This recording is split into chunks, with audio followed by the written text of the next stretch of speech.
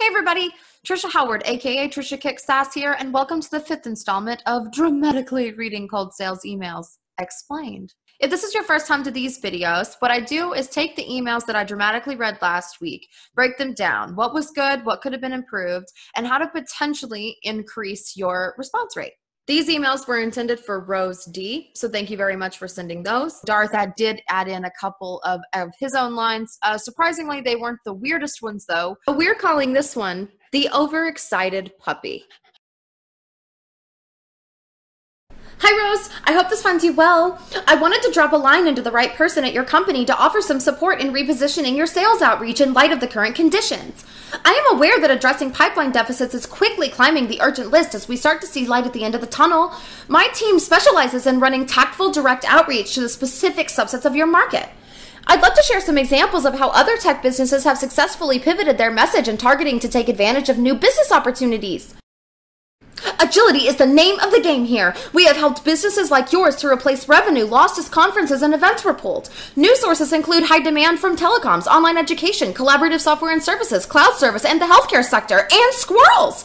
There are plenty of opportunities for your company to kickstart conversations with businesses actively seeking your expertise. Here's a quick summary: www.amiagoodboy.com. How are you fixed over the next few days? Any good times for a chat? When I was in college, I took a creative writing class, and one of our assignments was that we had to write a short story that included at least 10 cliches, but we could use as many as we wanted to, and it was encouraged that we used as many as we possibly could fit in that made general sense. Whenever we were all done, we went around the room and each one of us read our stories out loud. When we got to the end, if any of us heard another "it is what it is" or "only time will tell" or "diamond in the rough," oh my goodness, we would have come out of our chairs. We were so tired of seeing it. And it was such a good example because it taught me a lot about using colloquial language in writing. Whenever you are getting 10, 20, 30, 60 of these emails in a day or more, depending on what field you're in, the last thing you want to do is see 10 of the same messages, exactly the same messages. I'm not saying that cliches are not to be used. I think that maybe they can work sometimes, but just keep in mind whenever you're writing these emails, does this sound like something that everyone is possibly saying? Just keep in mind that if you're saying it, there are probably 500 people that are trying to say the same thing. So one of the things I really did like about this is that there was an actual problem addressed, which was pipeline deficits. Of course, things did not turn out this year like a lot of people thought, and pipeline is always a need for a business, regardless of what your size is. So I did like that.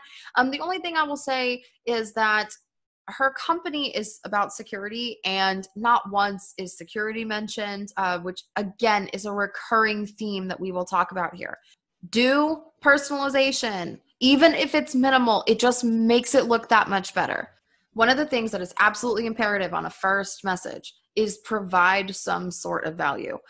Showing that you understand where they're going through is helpful, but you're not adding value. Send them a piece of content that actually is valuable to them, that you think is valuable to them, rather than just rattling off everything that you can do. Hey Rose, I dropped you a brief email a week ago to offer some assistance on the sales side. Just a nudge on that, I imagine it snuck under the radar. Our service is pretty impressive and very effective in kickstarting opportunities for your biz dev people to close. Perhaps we can grab a few minutes to take you through it. Any good times to give you a call later this week? Can you bring me a bone, please? All right, second message, follow-up number 1. There's a big switch in tone here. So the first one, I genuinely do feel that they were actually trying to help in some regard. I mean, it wasn't perfect, but part of the reason I actually struggled with this email a lot is the first one was not, like, nothing particularly stuck out to me except for the cliches. It's just not a good idea. But I was like, oh, I mean, you know, it's not the best, but it's not something that was like, oh my gosh, this is terrible. But there's a huge, huge tone shift between the first and the second emails. The first one is actually, I'm trying to help. The second one leans in to, why haven't you responded to me? Other than that, I mean, you can watch my other videos on the follow-ups because it sounds almost exactly like all of them. Hi, Rose. Third time's a charm. Appreciate replying to cold emails is probably not a priority in the current circumstances, but as you can see, I'm very keen to speak with your company. If I am barking up the wrong tree with you, could you point me at the right person to speak to? If I am at the correct tree, not that I'm calling you a tree, can we speak? Best regards, Haru! Now, this third message is the entire reason that I used these emails for this week's episode.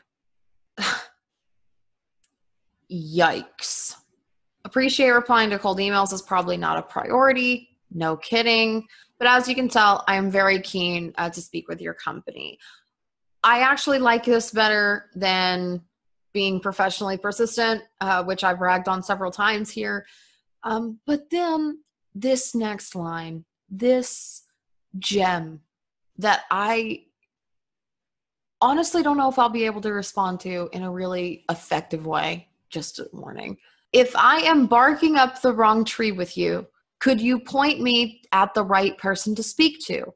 If I am at the correct tree, not that I am calling you a tree, can we speak? What? There's like 5 or 6 cliches in 3 emails. That is so much.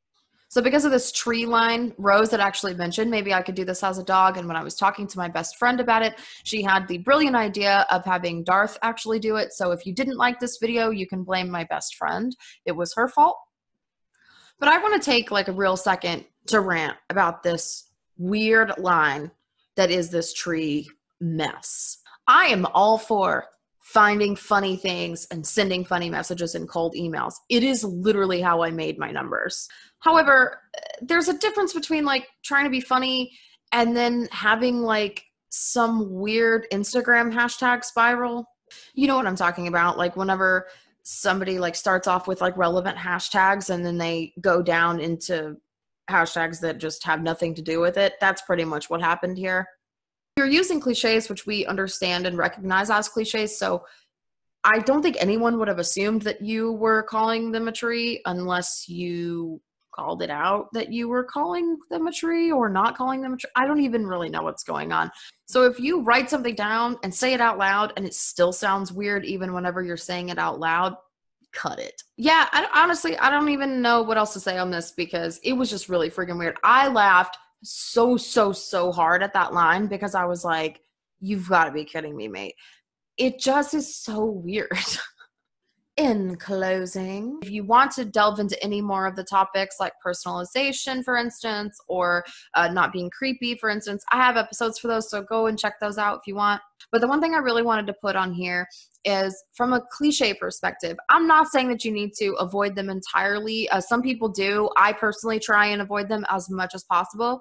But if you're going to send an email with a cliche in it, what I would do is do a modified version of what my creative writing professor did in college and do it with your emails. You could turn this into a team exercise where every team member actually writes an email with as many cliches as possible, and then you sit around and read them around the room. I honestly think this exercise is good for any email that you're talking about, actually getting out and reading them out loud with your other team members. They might be able to point things out that you didn't see or give you a different line or say, oh, that actually kind of sounds weird. Or maybe you just reading it out loud will sound weird enough that you're like, okay, I'm going to change it. But the main point is this. If it sounds weird when it comes out, then it's going to sound weird whenever the other person receives it, especially without any sort of inflection. I'm all for being funny and quirky and random and weird in emails. Go for it. I wish more people would do it because it would help you stand out. But if you're going to do it, make sure you don't sound like a puppy who just can't decide whether it wants to play with the ball or go eat. I hope this was helpful. See you next week. Bye.